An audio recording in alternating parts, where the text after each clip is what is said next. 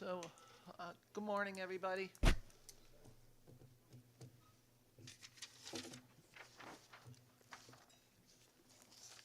you want to handle this? Are you sure? You look just like your father. Why am I seeing? There we go. Hi, guys. How are you? Good morning, Senator. Good morning, Rep. So, we're calling the meeting to order, and we're going to head directly into Commissioner, your review. If you want to just give us a small overview of what you have for us today, and then we'll go into questions. Sure. Good morning, Senator. Good morning, Representatives. You have my testimony, so I will be brief in my remarks. It's a pleasure to be with you this morning to share about our budget and about the agency. I am joined this morning by our CFO, who's to the right of me, Ms. Melanie Sparks. I am also joined by Colonel Dan Lockman, and both are here to assist in answering specific questions that you may have. This morning, we are prepared to talk about a number of different things that you may have questions about: our staffing, vehicles, grants, and things like that. So, without further ado, we're ready to go. That's great. So I'm going to have a couple questions relative to grants. So, I think that this is a kind of a problem that we have to come up with a solution. So, for example, I had 3 grants that I was tracking in not in the police arm of your business, in the fire departments. I had 2 fire departments and a PFAS grant that were around for a really long time. And because of the supply chain issues, they were lasting longer than I would like to see them last. But I would really, and I had asked it to be extended for the 2 fire departments, and the PFAS money, we had to change the language to help out in the past. What happened was, even though the legislature had attempted to carry forward again, it did not carry forward. I think that we have to know that well ahead of time so that we can address the issue, because both fire departments were in the middle of doing work, and I have put the grants in again. Keep in mind, one was for $500,000 and they had spent all but less than $30,000, and one was $750,000 and they had spent all but $100,000, and they were all doing things that were necessary for their respective fire departments. And the PFAS was intended to cover the costs for the foam cleanup in the fire trucks that had already spent the money so that they could get reimbursed, because our goal was to take all the PFAS foam, all the foam out of the trucks to use different products. And in order to do that, not only did you have to take the foam out, you had to clean the trucks out and then dispose of the foam. And that did not happen either. And I'm really disappointed in all 3 of those instances that I have to go and explain to people that we tried our best and we didn't accomplish something. And your department is much bigger than people give you credit for, because they only think that it's about state police, and it is not. You take care of Homeland Security, you take care of a whole host of other things. And so I would like to make sure from this point forward that we come up with a plan with your financial officer that says any grants that are out there that are not fully expended, we would like to know as appropriations. I happen to be more intimately involved with these respective ones, although the PFAS was statewide, and there are fire departments on the western side of the state that did not get reimbursed as they should have, because that was always the intent. So when we have these things going on, if we could come up with a methodology so that before appropriations leaves for the season, that we know that these are going to be withdrawn or pulled back or whatever. And if that's the case, fine, but we need to know ahead of time. We need to come up with a policy, so before appropriations is done voting, that, that we know that this is, going on. So that, I think it makes it easier for you, then your staff is not handling the concerns by the fire departments or anybody else, any other grants that we have. And so I think that that's something, if we could come up with a practice or a policy or a whatever, that would be really wonderful. Absolutely. You know, we ask a lot of our firefighters in Connecticut. I have been deeply involved in supporting the fire service here in Connecticut, and you did bring to my attention on a few occasions some concerns that you had raised. CFO Sparks is going to provide some insight and some specifics on what we're doing and how we can improve. Morning, Senator. Melanie Sparks, DUSP's CFO. So the governor's proposed budget for this year does propose to move some of that money out into a segregated SID. So that would be effective July 1st, at which point those current and future earmarks would move into a segregated SID out of our OE account, which would make it easier for us to track, make it easier for you to track, and then we can talk offline about some kind of a report that we do annually to you.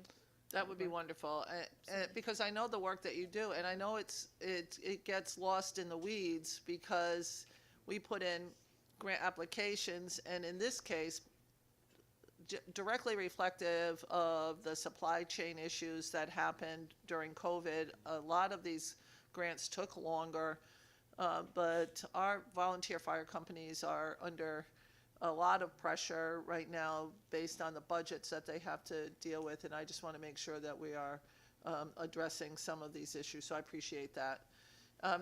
The second question I have is on the crisis grant that's out there that is doing work with, I think it's, I don't know if it went completely statewide yet, but I'd like to understand where we are on that, and do you find this valuable? The advocates and the nonprofits that you work on, United Services in the Killingly, Danielson area, say that this is very valuable, Tolland area. Where are we on that, and how many troops is this in, and how is it working for you?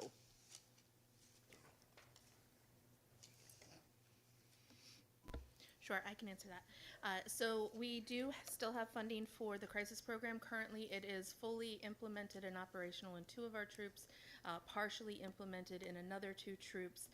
The biennium budget did call for full expansion beginning this coming July 1st. We are on target with that. We are collaborating with DEMAS very heavily on that program.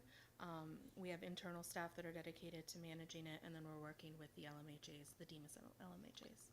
And how is that working with your staff, Commissioner? Do you think that this collaboration between DEMAS and DESP is working well?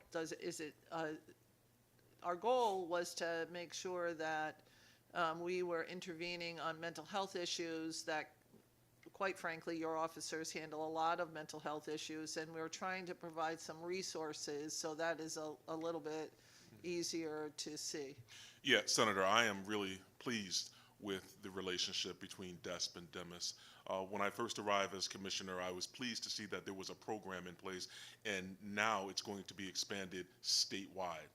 Anytime we can introduce social workers into a response by the police to de-escalate and to properly assess the situation, that's a win for us. That's a win for us. So I applaud the governor's office and DEMAS, and I just think that the more we can expand it, and it's going to be great. Thank you. Representative Walker. Thank you, and good morning. Good morning. And I've got a legislator in training over here. My grandson's spending the day with me, so I told him he has to ask me questions, and I'll give them to you. So we're doing 2 at a time? Yes. Okay, then put me back on again. The fleet purchase. I'm gonna put your grandson down, because I'm gonna have him ask a question, so you better be talking to him about asking a question. The fleet, the fleet purchase, how many cars do we have in our fleet first? The desk fleet has about 1,800 vehicles. 1,800, okay. And are they, do we lease or do we purchase? Want to get into that? Or is it a blend? It is a blend. I thought so. The bulk of our fleet is leased. We lease through the Department of Administrative Services, and then they purchase the vehicle outright, and then they lease it back to us for a period of 5 years, during which we manage the vehicle. Okay, okay. So the addition to the 500,000 that you're adding, how many does that affect? Is that, So the 500,000 that's included in the governor's proposed budget, that is reflective of the difference in lease rates. So as you know, we spoke to this last year, we have a very aging fleet. About 50 or 20% of our vehicles have over 150,000 miles on them. About 54% of our vehicles are off lease, which promulgated standards for management of state vehicles, you're never off lease. You're always, every 5 years, you're refreshing your vehicle. The 535,000 that's contained in the budget is reflective of that refresh. So we leased a vehicle, 5 for us, more like 7 or 8 years ago, and now we are refreshing that vehicle. The lease rate is different. In a lot of cases, we're phasing out the police interceptor sedans, moving to the SUVs. There's a much different lease rate between those two. So that 535,000 is not necessarily for expansion or new vehicles. It's really to reflect increasing costs. It's inflation. okay, all right. So right now, we are at 1,800 and holding. And I think last year we talked about this, and you had a number that you were going to try to work out through each year so that you had continuous refreshing. Do you remember what number was? Yes, so last year I shared that we realigned fleet and facilities under CFO Sparks.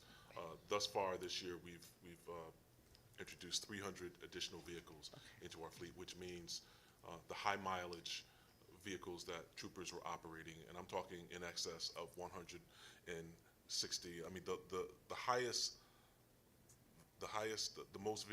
most mileage of one vehicle in our fleet is over 270,000 miles. Wow. So that's extraordinary. So Wow. we want our troopers to operate in safe, reliable Yeah. vehicles. Yeah. We owe that to them, Yes. and we're doing that. Okay. Because that's their method of operation. And, I mean, they don't do their work behind a desk. They do it out in the field. That is their office. Yeah, and so it's important that we make sure that they're maintained well and that they are appropriate for somebody to have to spend most of their day in and stuff like that. So I'm okay with that. I just want to make sure that we're moving towards that refresh kind of situation. Okay, all right, I'm glad to hear that. Then, okay, let's go on to the CGIS system. The system that you have here, how old is that system?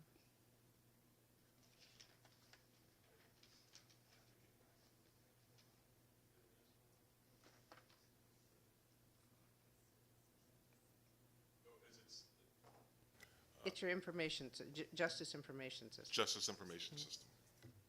not the crisis, the CGIS. We'd have to get I have to get an answer on that. It's been around for some time. Okay, that, and like the cars, we rely on that system to keep us up to date with everything that's going on. And that is another thing that worries me, because most of our agencies are coming in now with desires to start all over or refresh or something. And I want to make sure that you are doing the same things that a lot of the others are looking at and making some moves into trying to advance and improve, because there's so many new things that you are doing. There are new laws, there are things that have to be followed while they're on field and things like that. And that is a concern to me for their operations and their ability to do their job. Absolutely, Rep. Walker. We rely heavily on grants to fund and maintain that system. And as you're aware, there's been a lot of uncertainty that we've been experiencing coming on the federal, and we've been working through it Okay. with some success, but it has been slow. So what I'm looking to find out if you have a maintenance amount that you do every year. Okay. And that maintenance amount needs to be reflected in your budget.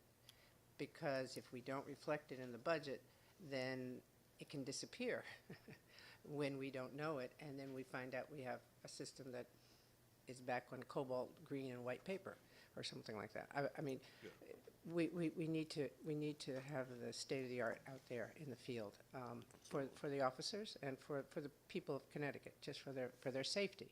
So I would like to know what you consider your maintenance, and then is the maintenance in your OE, or is it not really reflected? And as you pointed out, you sort of live grant to grant, and we have to stop living grant to grant because we don't know what's going to happen in Washington. So we have to be, and I don't want in a year you guys come back and say it's falling apart. We can't even get online. We can't do any of this stuff, and that paralyzes our system. So those are the two. So I got two, and I'll be quiet and come back for my next round. Representative DiCaprio. Thank you, Madam Chair. Thank you, Commissioner and team, for coming in today. I just had a question regarding the new deputy commissioner that would potentially be added, with the governor's budget. Could you just share some highlights of what that individual will be responsible for? And will this affect your, your org chart? And, how, and I understand having a deputy commissioner, just from my state service, is very important to help with your mission. So if you could just share just some highlights on that, please. Thank you for the question, sir. So the addition of a deputy commissioner over administrative services within the agency is something that I was shocked that didn't already exist. I had as commissioner a number of direct reports. There are some key units within the agency: fiscal, fleet, facilities, HR, information technology, and some other projects and initiatives that need to be handled on a deputy commissioner level, someone who reports directly to me, who aids me in running the agency. Currently, we have two deputy commissioners, one being the colonel of the state police, who has the largest vertical within DESP, and the second exists within DEMIS. Both of those individuals are division heads. They help me in certain things, but in terms of running the overall business of the agency, and as as Senator Austin shared earlier, we have a lot of responsibility. So I want to be fiscally responsible. I want to make certain that we have accountability, and I also want to make absolutely certain that we are aligned with the best practices of this state government. In order to do so, I needed to consolidate those functions under one leader who reports directly to me. And the benefit will be that from commissioner to commissioner, from administration to administration, that work, those functions rest with that one senior leader. Okay. Thank you very much for that. The other question is, you mentioned a vehicle with 270,000 miles on it. What kind of vehicle was that? Do you know? That's pretty amazing, because just... That is a police interceptor sedan, a Taurus. Okay. And because, you're refreshing 300 vehicles this year, is that, we're looking at the same for the following years with DAS? We have a commitment from DAS? Yes, sir. Okay. All right. Thank you for that. That's very important. Thank you. Thank you, Madam Chair. Thank you. Representative Nolan. Thank you, Madam Chair. Commissioner, few of my questions were already asked, but I'm going to talk in regards to some things that were brought up last year, and then maybe a little bit earlier this month or last month. You talked about the cadet program and how important that was. Yeah, I don't see that in the budget, though. And I know that it was something that we were strongly talking about because it connects with our young folk in the community and bringing them on board to learn in regards to that. So could you share that and why that's not funded? Well, so in our efforts to recruit, we have identified a cadet program as a true pathway. We currently have a cadet program running in 2 or 3 of our troops right now. It's working very well. We have some troopers today who are troopers because they went through that cadet program. So we are committed to standing up and supporting cadet programs throughout the agency. Right now, it's being done in kind with existing staff. So that is something that we would love to see grow and flourish. And what would it cost to run that? Because I think that would be, I mean, we're trying to recruit, so that would be something that I think we should maybe include in the budget. And I know we're trying to cut back a little bit this year, but I mean, that should come along with some sort of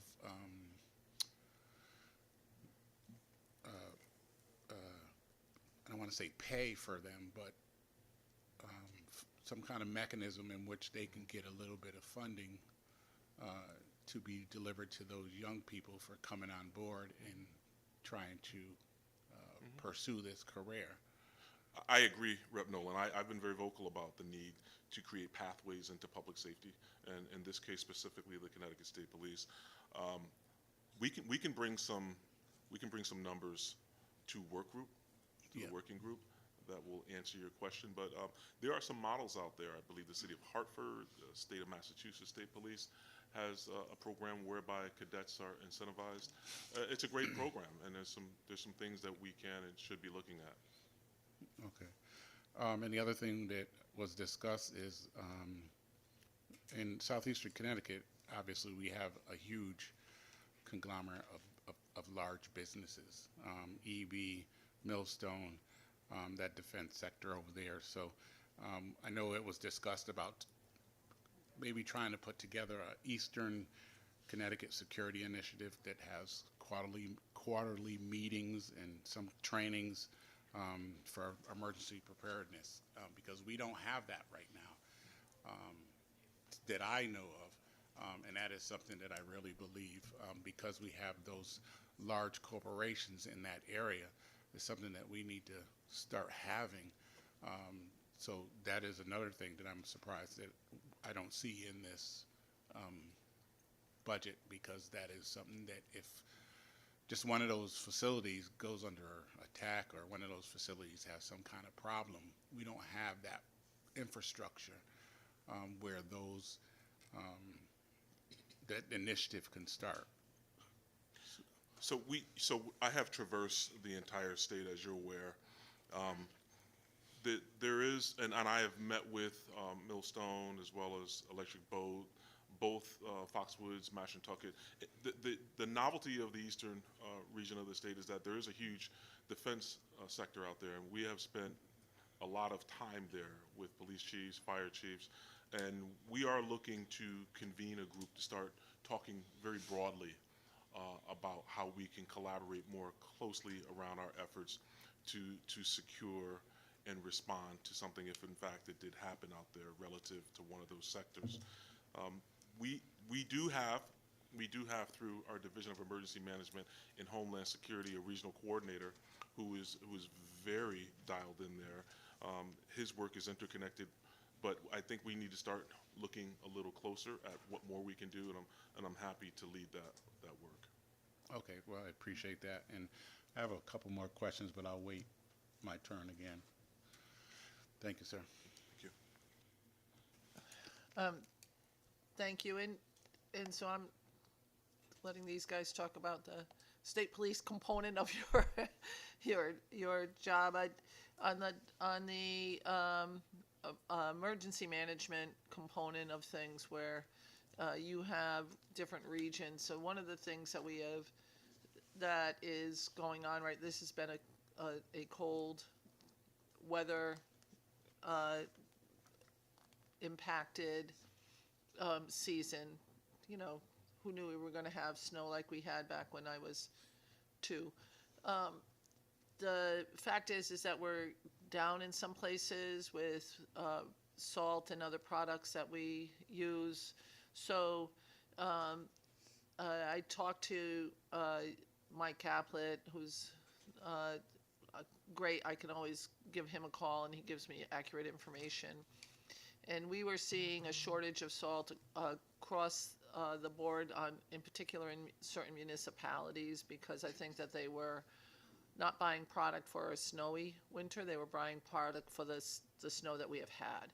But it has been a very difficult winter for not just state police, but also for just across the board.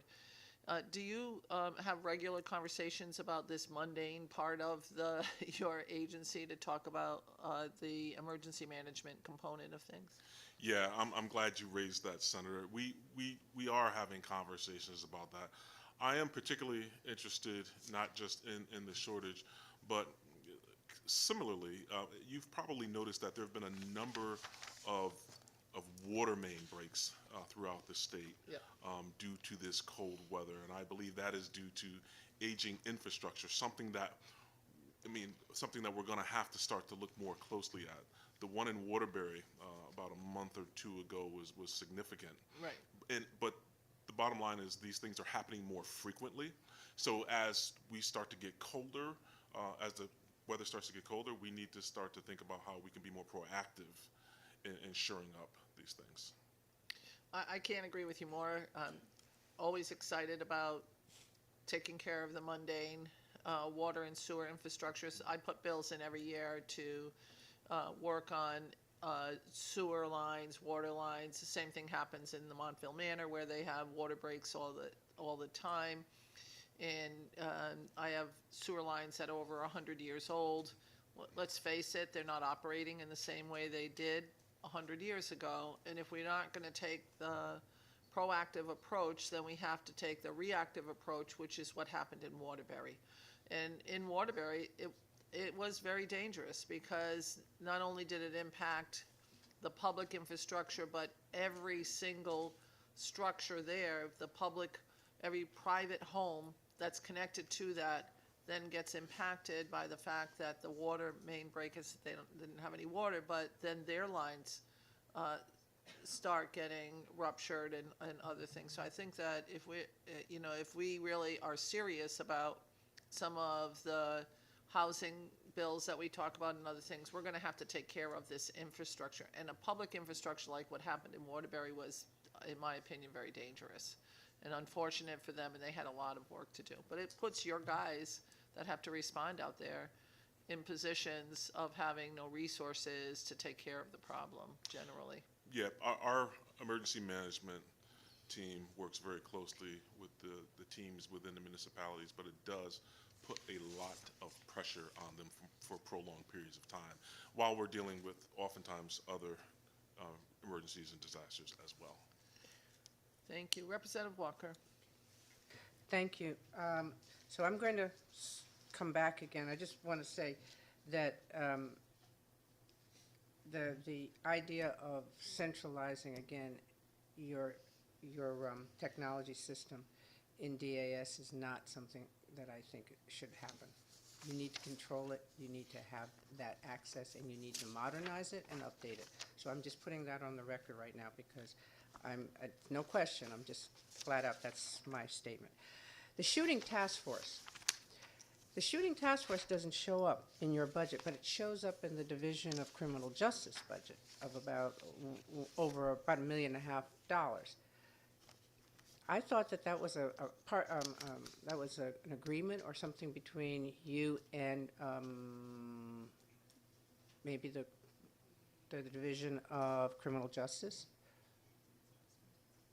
And I know you've been very good about helping towns during these last year or so, but I don't see any money being allocated to you. I see it being allocated to the Division of Criminal Justice. Good morning. Good morning, Colonel Lockman, Connecticut State Police. Good. Commanding Officer. Good morning, sir. Yep. So our shooting task forces are separate from what you're referring to. The Connecticut State Police, we operate We do have shooting task force, but they're not funded by the same funds that you're referring to from the criminal justice side. But I don't see it in your budget, and so I was looking for it. So if you could give us a breakdown of how much you have and what you're doing with it, because, I mean, I just want to make sure that we have an MOU that says this is working collaboratively with you guys, but I saw that the prosecutors have it in their budget. So it's important that when you are the entity that really is doing the job and everything with it, it's got to be reflective in your budget. So I would like to know where it is and how much is it. Rep. Walker, just some clarification. We are doing it in kind within existing funds. In kind? Very nice. Okay. All right. Well, if you could just let us know what the cost is, because I think it's important. Some of the towns need the support, and every once in a while they need collaboration, and maybe some training or whatever. And in order to do that, we have to have something to come from, and we have to have a balance in it. And I think it's important. And I'm not advocating for anything more than accountability, and making sure that you don't end up having a deficiency at the end of the year because you're being kind with the other agencies. Okay, that's one. Then the other question I have. You were going to say something? I'm sorry. Okay, because this is two different things. But what's two different things? I was just gonna call attention to the fact that I appreciate the support for giving the troopers and our division the resources that we need. So I was just gonna thank you for that. Yeah, thank you. No, it's not two. It's the same thing. Because I remember when you were engaged about 3 years ago, you did some of the towns, and the towns were very appreciative. But I just want to make sure that we account for it in the so thank you. Now, the training curriculum, no MOUs have been done, nothing has been done in this wonderful collaboration. So, Rep. Walker, I am happy to report that since last year, we have signed an MOU with Central Connecticut State University. We are looking forward to having a resource within the state of Connecticut that is going to train our next generation of investigators. So that was a collaboration that we're very happy about. There's another part to that. There's a partnership with Southern Connecticut State University as well. We're still working through some understanding with that. I'm going to ask CFO Sparks to speak to that. But we are making progress, and I also want you to know that there was a position within the Police Academy post, the curriculum manager position, that was unfilled for some time. Now we have a dedicated curriculum manager who's going through the curriculum at the academy, making certain that it is up to date, making certain that we are giving our officers best practices. So that is ongoing. It is ongoing. Go ahead, I'm sorry. Just to follow up on that, ma'am, the CCSU agreement is executed. We are actually operationalizing that as we sit here. And the Southern MOU, we have been meeting with them. We're close to a draft being finalized, at which point then we'll move on that as well. Okay, it's workforce. It's workforce training, and people forget you need to have the best and the brightest for your team, and we need to make sure that the best training that is developed by you and the academic field get together and come up with something that helps us. Because I think we need to hit some of our high schools.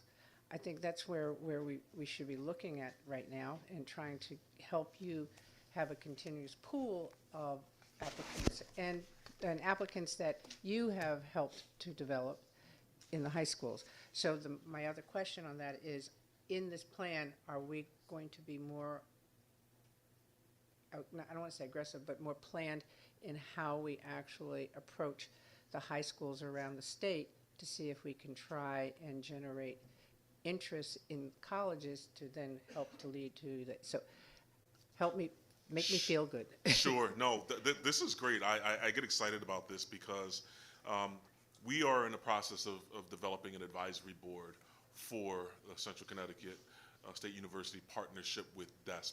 And I sit on that advisory board. So one of the things that I intend to emphasize is linkages between CCSU, Okay, this program, and our high schools. okay. That is something that I find is going to likely lead to some success. We have cultivated partnerships with Connecticut State technical schools over the last 3 years, and that has gone well. We've cultivated relationships in emergency management, in policing, in data. So we're doing all that right now. However, I believe this partnership with Central Connecticut is going to help us formalize those efforts that were going on before into one place, so that we can. My hope is that within the next 3 years, this is going to be talked about as the model for other states. Well, I also want to acknowledge the fact that we know that University of New Haven has been doing this for a while, so they should be brought into it.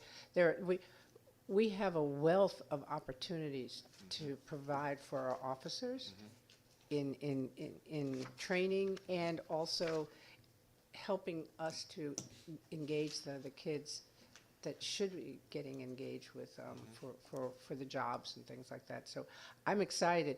I just wanted to move on and stuff. And I saw that all you're doing is changing it. You're taking the money from personnel and moving it to, and it's now going to be officially called Law Enforcement Training Partnerships. So you have like a SID now for that, which is good, because it helps us to track how much we spend and making sure that we're getting the things that we need, but we're also paying for it because everybody has to have that respect. Yep, got it. So thank you for that, but I just want to make sure that we get it done before 27. Hello. So thank you, Madam Chair. Representative Nuccio online. Thank you, Madam Chair. Sorry, I am late. I had a medical procedure I had to take care of this morning. And thank you, Commissioner, for coming. I do have a couple of questions for you, but first, in regard to what Representative Walker was just saying, I have a bill in this year to establish a cadet program. We have 2 troops that are currently running cadet programs out of their own finances to try to get back out and, have a program where we're getting young people involved on a track for state police. So I'm hopeful I will now have co-signers or supporters to help facilitate a program that would establish a cadet program in every single troop that we have. So Commissioner, this is not a question, but I'm hoping for the work group, you can bring what you think an estimated cost would be for us to establish a cadet program in all of the troops, and what that would look like, as means of a feeder for you. My question, though, I do have a couple of questions. I was wondering if, Nuccio, I just Yes. wanted you to know that the cadet program came up with Representative Nolan, so that you know that was talked about already, but he is bringing that Good. information. absolutely, good. I have a bill in, so then that means I've got a lot of co-supporters, so that's great. So my first question is in regard to overtime. I'm fairly certain, it's been all over the news. People saw that there was a train that derailed in my area. And I know we have had to have 24-hour police presence because of the nature of this train. And there's a lot of talk all the time about, the troopers who have a lot of overtime.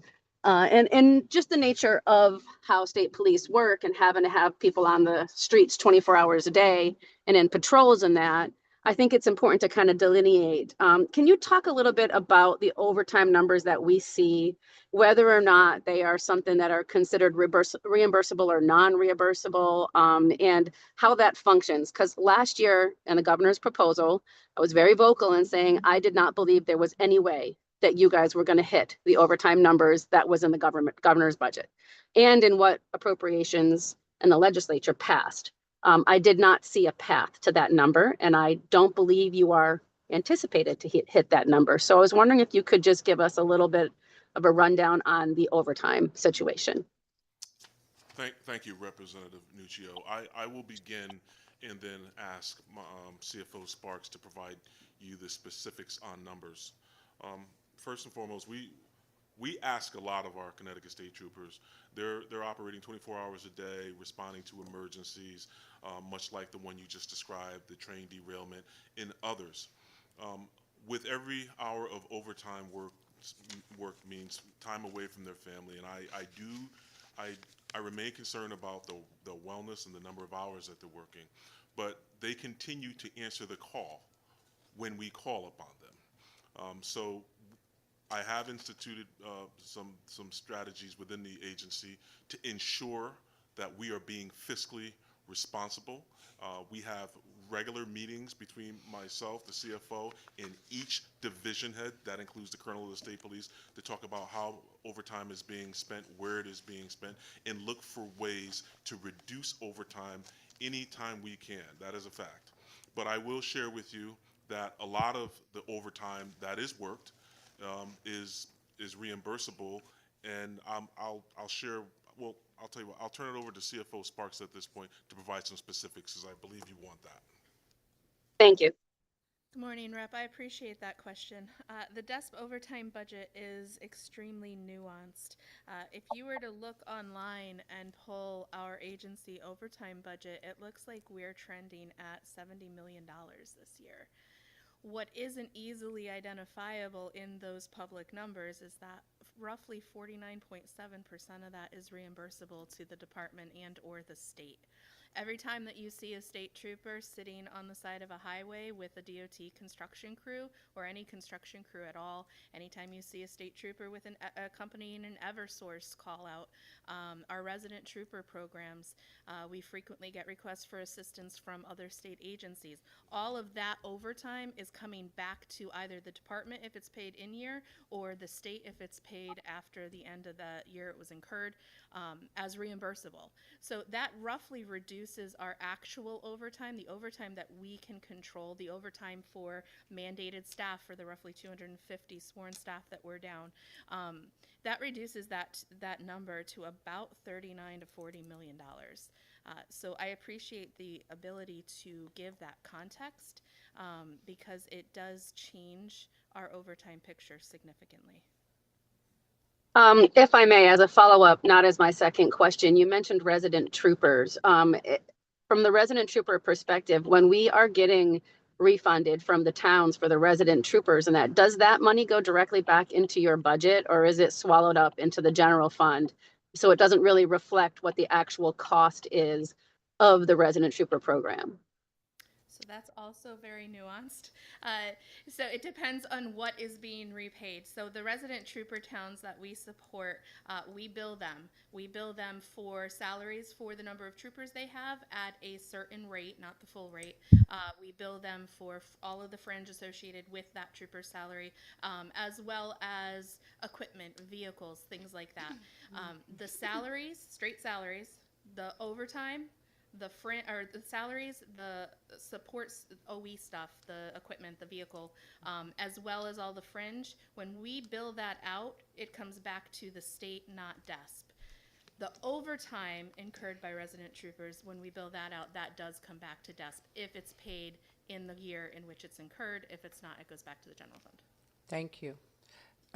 Representative Nolan.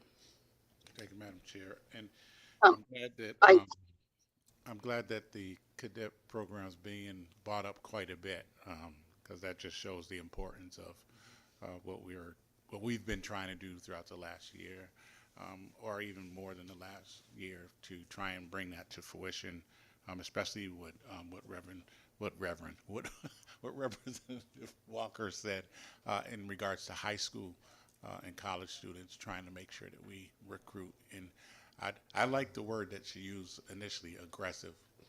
So I just want to remind you, we're way over our time with okay. Okay. So we have a couple of other agencies behind us. So. All right. And the final Question? The final question would be back to fire service, if I can go.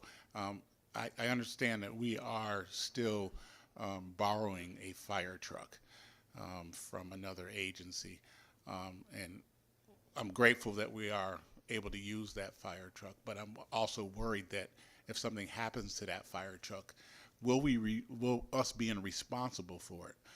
So I'm hoping that you'll send us some numbers on what it would cost for us to get our own fire truck instead of borrowing it, because it would be terrible for us to have to replace a truck that we are borrowing and then buy a truck in the first place. So if you could just send some information on that, if you don't mind. Thank you. Thank you. Do you have any more? Okay. I, Representative, Nu- oh, oh, sorry. Go ahead. Representative Nuccio, if you have a couple of questions, because the reason why I moved on was because we have to get to the other agencies that have been sitting here. So you got questions, pass them out, and then we can go on to the next Yeah. agency. I have one more question. In regard to last year, we talked a lot about fleet replacement. And there was amounts in there that I was wondering if you can give us an update on the fleet replacement and if we are short on funds or not, and whether or not that fleet replacement includes the, after you buy the car, what we have to do to get it all ready to go. Representative Nuccio, I asked, that was my first question that I asked, and they're going to send us the details on that. But we did talk to that about the 1,800 vehicles, and they're going to give us the details that do us, because great minds think alike. Thank you. Thank you. And I just, one other question I'd like to add to that is I'd like to find out about your staffing. How many vacancies do you have? And retirements coming up if we can. Rep, we have about 250 vacancies within the Connecticut State Police, and we have 89 vacancies throughout the rest of the agency. Okay. Okay. And your staffing, well, are those all paid for? I believe they are. No. 1,400. Yes. So all of those are paid for. Yes. So your care. Okay. Thank you, and we look forward to seeing you in our work group. Thank you. Yeah. Thank you. What, can you just bring, did Tammy ask for the OE and the listing of the grants? Thanks. All right, thank you. Up next is Brian Cafferly, Commissioner DCP. And you could start with just a small introduction on where you are, Brian. Commissioner.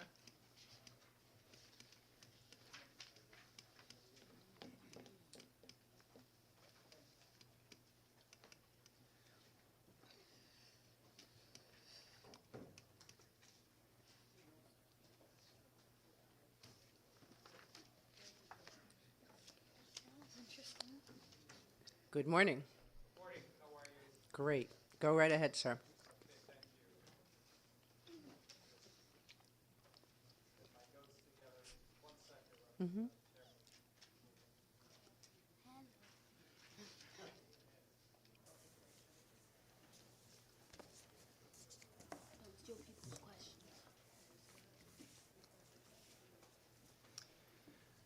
Go right Morning. ahead. Mm-hmm. Representative Walker, Senator Austin, I see, Senator Summers, Representative Nuccio, honorable members of the Appropriations Committee.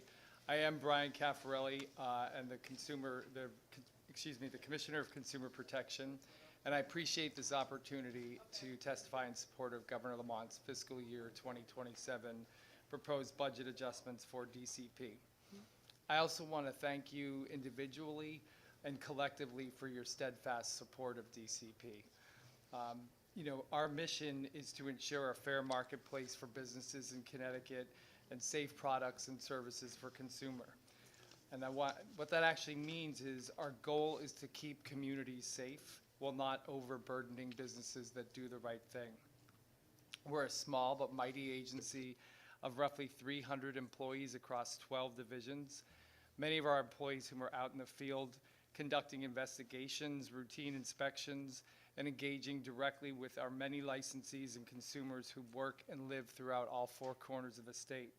They are out there every day doing the work that keeps us safe, intersecting with so many aspects of your daily life. Most people don't realize it, but they are comforted that someone is watching out for them. At DCP, we ensure that Food is warehoused properly to avoid an outbreak of foodborne disease that could start at your local grocery store. And that food is labeled properly so people with allergens don't have to worry. That gas pumps and scales at the store are giving you the correct amount, including for the planes that you fly from Connecticut's airports. That prescription drugs are not diverted or adulterated, and your prescriptions are filled correctly. If one of your largest purchases, your car, turns out to be defective or a lemon, you receive a new one or your money back. In fact, we were the first in the nation with the lemon law and have returned more than $60 million in replacements or refunds since its inception. We're ensuring that every person working on a construction site is licensed, meaning they have the requisite training, experience, and education, so we don't have to worry about who's wiring and plumbing our homes, our offices, our schools. That bars or package stores don't sell liquor to minors or intoxicated people. In fact, thanks to the legislature, the Department of Transportation, the Department of Mental Health and Addiction Services, and our Liquor Control Division, we launched a new liquor law education program this January.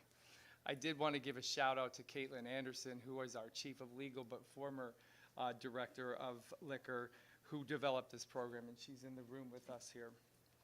This class is required for all new permittees, both on and off premises. It's a free online course which addresses preventing the sales of alcohol to minors, over-serving, and promotion restrictions, among other things. The free program helps businesses understand their responsibilities and improve public safety. We also help ensure that our children are not targeted with illegal cannabis products that look like everyday candy or snacks. To this end, the Cannabis Division conducted numerous compliance checks at vape shops and other entities, in tandem with our sister agencies and local law enforcement. These efforts have resulted in the seizure of thousands of pounds of illicit cannabis from unlicensed operators. We ensure that predatory gambling operators don't prey on our residents to place illegal bets that might not be paid out. In fact, last week, our gaming division worked alongside federal partners to conclude an investigation into a widespread identity theft scheme with thousands of potential victims across the country. We ensure that scams and frauds don't plague our most vulnerable people in our communities, stealing their hard-earned money, that businesses treat consumers fairly, essentially a world where you get what you pay for. We are often at the front line for consumers, and we deliver. In 2025, DCP was proud to recover and return more than $14 million to consumers. This includes our Lemon Law program, guarantee funds, gaming division investigations, and complaint center. I'm extremely proud of the work that DCP does and really want to thank you for supporting these efforts. In the governor's proposed budget, it includes 4 adjustments for DCP.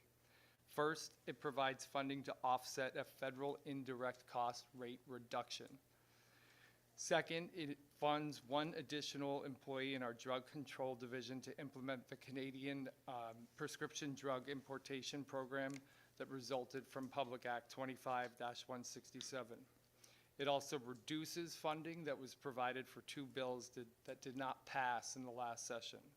And lastly, it funds an additional position in our business office to assume fiscal responsibilities that are currently at DAS. We look forward to continuing our work with Governor Lamont, our sister agencies, and all of you in the legislative branch, and happy to take any questions. Thank you very much. Thank you. You know, Connecticut is perceived as a highly regulated state that does not take into consideration businesses. My main concern is on, in particular, new and burgeoning industries in Connecticut. And I find that a lot of times our regulations in Connecticut are much more prescriptive than our surrounding states.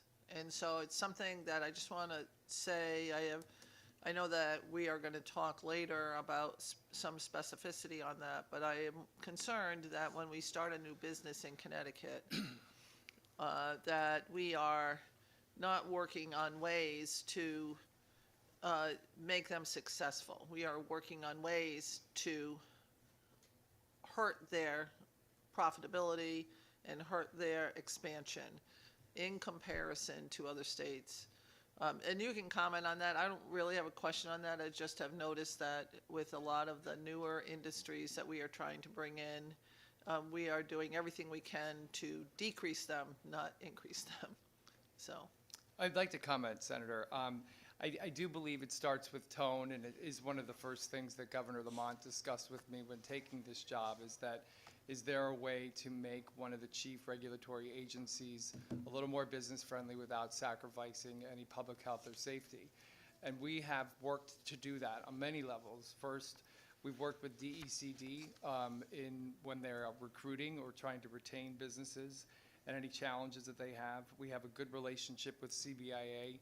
We are meeting with market participants, both current and potential, who may have challenges. And we, at the agency, the mission is really to not be a burden to new licensees, to not be an obstacle, to get them underway and off to the races doing their business. And so we work with current licensees to educate and compliance through education rather than focusing on enforcement, to also help set that business-friendly tone that we're there to help. And I think that we have a real open door and warm welcome to those that may have challenges and try and work through them, even with some novel approaches within the guidelines of the law.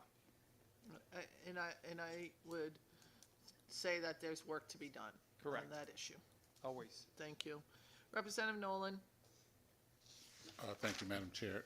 I'm just questions in regards to the recommended budget moves for the Cannabis Regulatory Fund to be put into the general fund. Wasn't it set aside purposely? And why would we be moving it into the general fund if we purposely set that aside? Representative, I'm not sure. There has been some confusion since the inception of the adult use program in 2021, where it was separate and then back to the general fund, but it is currently a separate cannabis fund, and it remains that way. There are no indications in this proposed budget that it will be put back into the general fund.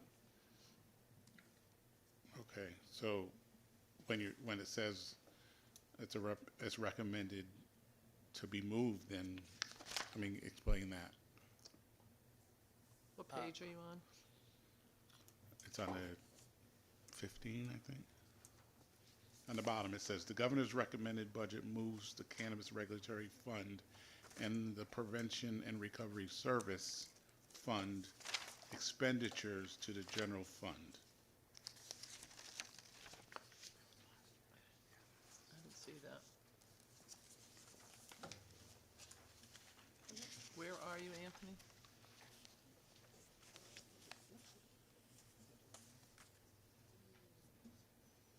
I don't think that's the same. That's not. Let me see that, Anthony. On the bottom? I think this was last year. Last year. This is last year. That's last year. Yes. He's fine. Oh, all right. We said no last year, and so we went Okay. back. We're all set. Thank you. Okay, good. Thank you. Any other questions? Nope. Representative DiCaprio? Thank you, Madam Chair. Thank you, Commissioner. Just a question, you mentioned the lemon law. I had, my mom took advantage of that years and years ago. So do you keep statistics on that? The number of times, annually and the vehicles that are involved and so forth? That's something that's available? Sure, yes, we can follow up with the subcommittee or the working group with that, or we can also send that directly to you, Representative, but yes, we do. Thank you for that. And the other thing is, I just had a question whether this program of underage, using underage individuals with a law enforcement official to go to C-stores for cigarette sales, is that something in DCP? Are you aware? So I am aware of it. It is Department of Mental Health and Addiction Services that does implement that program to ensure compliance with the tobacco 21 or not selling to individuals under the age of 21. We do have a great relationship with that agency, and we do use some of the same minors to do compliance checks at package stores under close supervision. Okay, all right, thank you for that. Thank you, Madam Chair. Thank you. Any other questions? I think you're all set. Thank you, Senator. Thank you very much. Up next is,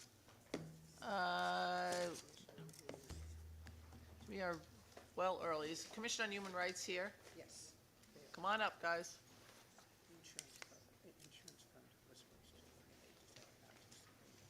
Oh, okay. Tanya Hughes, Executive Director.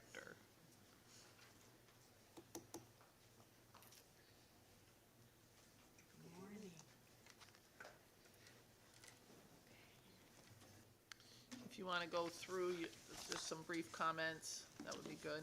Sure. I'll be as succinct as possible.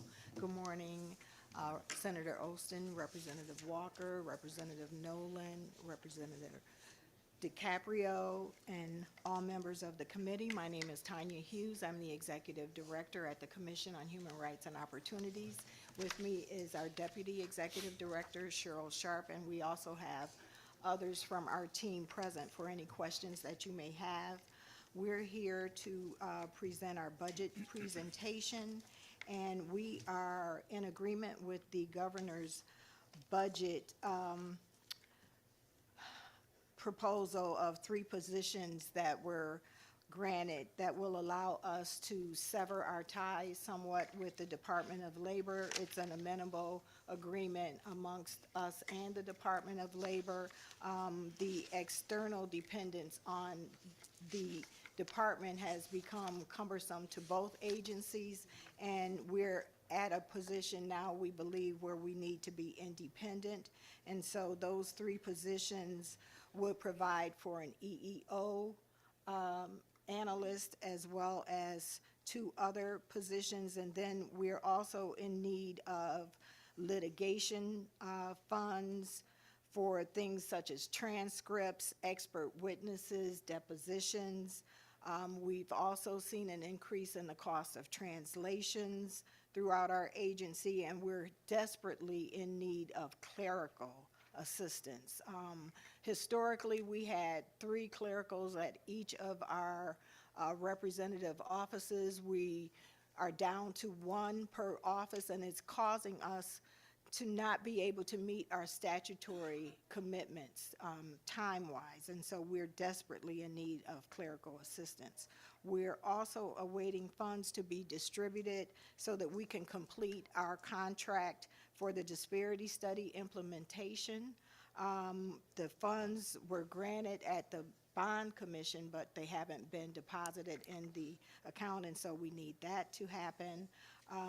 We need 2 additional positions with respect to that implementation, along with a case management system that will allow us to determine spending allocations, and we also are in need of an OPH attorney for our Office of Public Hearings.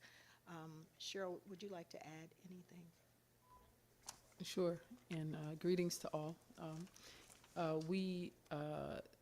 What happened is that there were items in the implementer, but then the funds were never allocated, and those are the funds that we're looking for. When it comes to the litigation budget, most state agencies are represented by the Attorney General's office, but we have our own in-house litigation unit, and we're only looking for a paltry $15,000 for the litigation unit, because most of the cases that we litigate are housing cases, and a substantial number of them are covered by HUD funds.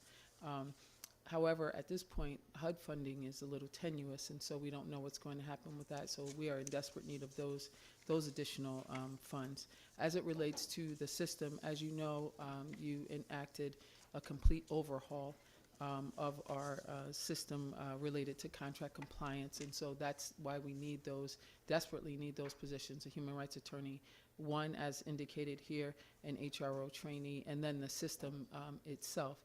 And while there were references to the dollars, we just haven't received them. And so it puts us in a very precarious situation.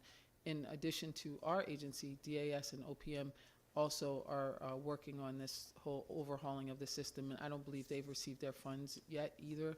In order for this to happen, this is going to disproportionately impact contractors in the minority business enterprise program and in the small business enterprise program. So that is a necessary, urgent situation for us. And as you can imagine, during this critical time, not only in our state, but in our nation, we are having more complaints filed, more complaints of discrimination, more complaints litigated, and therefore more complaints adjudicated. They need an additional attorney in the Office of Public Hearings. So we're not asking for a new human rights referee to be appointed. We just need an attorney to do the research, and like an associate attorney, basically, is what we need there. And then as the translation services, you can see from the previous year, they were over $21,000. This is a market increase. One, because we have more individuals who have English as a second language filing complaints with us, which requires translation. Also, the state of Connecticut has a new contract with a new translation service, and it's broken down into two companies. Now it was with one, and now it's two companies, and so the cost has become more burdensome. And as we do outreach across the state and we are making ourselves available to more communities, it has become ever apparent that we need those translation services in order to communicate so that individuals can access our services, file a complaint of discrimination, be able to have that complaint investigated, litigated, and adjudicated. Thank you. All right, so you said you were in favor of the governor's budget, but you actually are not really in favor of the governor's budget because you have much more here that you are asking for. So we have the governor's budget, appreciative of and what then we you were have already granted, but we're in need of more, I guess would be a better a lot way to more. phrase that. Yes. a lot more. So you have a secretary one down as something you need, and you have that at 63,000. Correct. And then you have a human rights attorney. So say it's 90,000 because you have salary between 80 and 102. So let's go to 90,000. So that's 65 and 90. That's 155. And then you have an HRO trainee, say another 60,000. So that's 200,000. And this is not including the benefit package that goes with them, right? Correct. So right. So then we have a case management system that you're looking for. The program range is between 100 and 400,000 with annual support costs of 50 to 150,000. So you're looking for the development costs. Do you have any idea how long it takes for this to be put together? Is it a year long? Because we wouldn't be doing startup costs in this fiscal year. It's a year. About a year. It's a year. About a year. So you would Right. not be doing startup costs this next fiscal year. You wouldn't be doing them until the next biennium, right? Yes. Correct. Okay. So then we have that, and then we go to the Office of Public Hearings Attorney. This is another attorney position you need? Yes. Yes. Okay, there's no number here, so I'm not certain what that would be. It would be the human rights attorney one number. Same, the salary same range. there, but Yes. another one, Yes. because that first one is for something else, right? Yes. So then that's another 80,000 to 102, attorney. And then the litigation funds are small, insignificant, but not that anything is insignificant, but 15,000 there. So we have 90, 180, 120 for the other two. So that's 200, that's 300,000 in additional costs that you're looking for positions. Correct. And then you're looking for what I would assume would be bonded money for the startup development costs for a case management system, because that's not What- usually in appropriation. It would be more of a bonding request, I think. And we went to the State Bond Commission, and it was awarded for the contract compliance, the contract compliance system. The Or was case it the management- affirmative action system? It was approved as part of the Information and Technology Capital Investment Program, For the case management system. the online platform for the affirmative action system. Okay, so you have this approved already, you just haven't received the funds. Correct. Okay, so you need the funds from bonding. So we can check with bonding. Yeah. Or you guys can call the Finance, Revenue, and Bonding Committee and see what they say. And it's Okay. small, but the $5,000 translation services, I just don't want you to forget that in the calculations. That is, let me see, I saw that in here too, but I don't know that It's on I, the front page of it, right here. right, no. No, that's not it, right here. But that's already included in the budget. Yes. So we didn't need to add that to the No. 300,000. You already Correct. have the translation services in your budget. The governor gave you that. He- The 5,000 was in there. Yeah. That is in the governor's budget, but to the extent that you said, that we appreciate, we just want to make sure, we appreciate the governor's budget in that we need a separate business office, but we also need these additional things. Right, the ones that we went through, but you got the 5,000. The translation services is in the budget already. Yes. So that's already been, if we went with what the governor said, you're asking for 1, 2, 3, 4 positions that are 300,000. Okay. I was just trying to make sure I got everything, and then the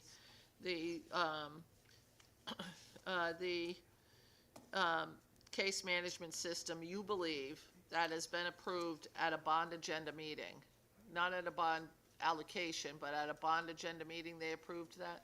Okay, so there's two things. Why don't you We- come up and introduce yourself, go right over there, Yes, right there, and sit there and introduce yourself and put your mic on Thank so that you. we can hear you. Hi, everyone. Thanks, Senator. Darcy Strand, I'm the Legislative and Administrative Advisor. So the Affirmative Action Plan system was approved at the Bond Commission in December. But not the case management system. Not the case management. Okay, so it's Excuse me. two different systems. You Right, need another right. system that does the case management. That's Yes, what I'm and that trying was to get. That was part of the Disparity Study Implementation Recommendation Bill. That was part of the implementer last year. So that was represented in the fiscal note, but the money wasn't actually appropriated for. So it was in the, last year's fiscal note was the case management system. Case management system and the two positions Cheryl In- was talking in- about. Did it pass in the budget or it just passed in the bill? Just passed in the bill. So the budget never accommodated that money, so you wouldn't have Correct. gotten the money because the budget wasn't accommodating it. Right. So the 100,000 to 400,000, did you get a price on that? So we have gotten, I can give you more information about this afterwards, but we basically priced out what a base level system would look like, and that's the lower end of the numbers we gave you. And then the higher level, kind of more advanced system that would allow for online filing for contractors, things like that, that's the higher number. So we passed the disparity bill, and that included the case management system. Yes. And they did not bring it to Representative Walker and I and say, you need to include this in the budget. Okay, So yeah. it was, to my knowledge, they didn't bring it to us. So it was not included in the budget, to my knowledge. Was it put in the implementer or any? So the language for, that actually implemented the study recommendations is in the implementer, but the associated funds with it did not. So go that in the should have been budget. included then, because that would have been passed that, could an analyst from OFA kind of break this down for us and see if that money's available someplace? Where is it? How did we do it? Did we just say we're gonna do it and then we didn't do it, or what did we do? All right, thanks, guys, thank you. I just had to go through that, I'm No, I sorry. I appreciate wanted it. to make No, sure I thank understood what you. we were talking about, so thanks, Darcy. Anybody have any questions? Representative Walker, Thank you. So we are now looking for bonding to implement the disparity study? Of their, That's what OFA is gonna look for. It was in Okay. the implementer Yes. It last was year. in It was already in the implementer, we Okay. just never received the The funds. funding. All right, okay, Received then I'm good. The Okay, final. as long as we're good, because it's been a long time. Yes. It's been, I mean, I Yes. think he was 3. But I'm not certain that that money was put into the budget. So I don't know, they need to do some research and tell us, it was in the implementer, but did we actually put the money in the In the budget? budget. I'm not certain. I would have, that would have stood out to me. if I'd Right, seen it. I didn't right. see it. Representative Nolan? Thank you, Madam Chair. And I'm in support of really finding out where that funding went also, because that is something that we've been doing for several years, trying to get that out and settled to where it should be. So I'm definitely in support of trying to find out where that went to. And if I can go back to, we're talking about money for translation services. Could you just, I don't know if you said it earlier, but was I mistaken, or was it, you said it was approximately $21,000 to take That was care of last that year. last year? Yeah, so we wanted an increase to, because the cost will probably go up, and we didn't even have that much funding for it. We had to pull from other parts of our OE in order to cover it. And translation services are used at every stage of our process. When a complaint is filed, when we hold the mediation, when a fact finding is held, when the case is investigated, during litigation and during adjudication. For any case where we need those services, they carry throughout the case. And so you can imagine that the cost of that has increased because we have more communities where there are individuals where English is a second language, and we have to have a translator in order for them to access and participate fully in our process and to understand what's going on and for us to understand them. So that $5,000, I mean, what is that enough, or is that just the suggested amount, or? That was a does it- suggested amount because Okay. we are trying to be fiscally as responsible as possible and know that there are competing interests for the money. So I understand being fiscally responsible, but in order for that to work and to be properly funded, what is the suggested amount that you believe? 15,000. 15,000, so I would Additional. support that when it comes time Yes. for making that change, because we don't want to undercut the need to be able to handle Fully service. and fully service the folk in our community that need it, because sometimes it's those folk in our community that have those complaints, Right. Yes. so I want to make sure that we have that amount of money in there. So you're saying about $15,000? 15 additional. Additional. Okay, Yes. thank you for sharing that. Thank you, Madam Chair. Anybody else? Think you're all set? Thank you. Thank you so much. Nice to see that handsome young assistant up So this is the end of our hearing. I think we come back again. Let's see. 2 o'clock. Madam Administrator, Yes, ma'am. so a couple things today. If we could set up for the working group, the shooting task force to come in from the Department of Criminal Justice, because I want to understand what's going on there relative to state police and this. Are they two different things? Are they the same thing? What are we talking about?